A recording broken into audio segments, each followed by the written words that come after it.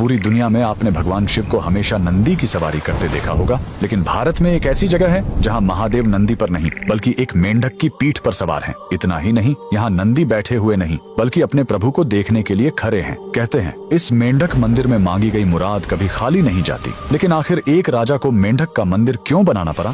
कहानी करीब 200 साल पुरानी है, उत्तर प्रदेश के ऑयल रियासत की। वहाँ के राजा बख्तावर सिंह बहुत प्रतापी थे, लेकिन वो कुदरत के आगे हार चुके थे। उनके राज्य में सूखा पड़ गया था, प्रजा पानी के लिए तड़प रही थी और दूसरी तरफ राजा का अपना आंगन सूना था। उनका कोई पुत्र नहीं था जो आगे चलकर गद्दी संभाल सके। राजा पूरी तरह टूट चुके थे। तभी राज्य में एक महान तांत्रिक का आगमन हुआ। उसने राजा की परेशानी सुनी और एक ऐसा उपाय बताया जिसे सुनकर सब हैरान रह गए। तांत्रिक ने कहा, राजन, ये सामान्य सूखा नहीं है, आपको मंडूक तंत्र का सहारा लेना होगा।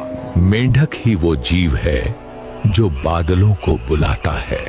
आपको एक ऐसा मंदिर बनवाना होगा जो मेंढक की पीठ पर टिका हो।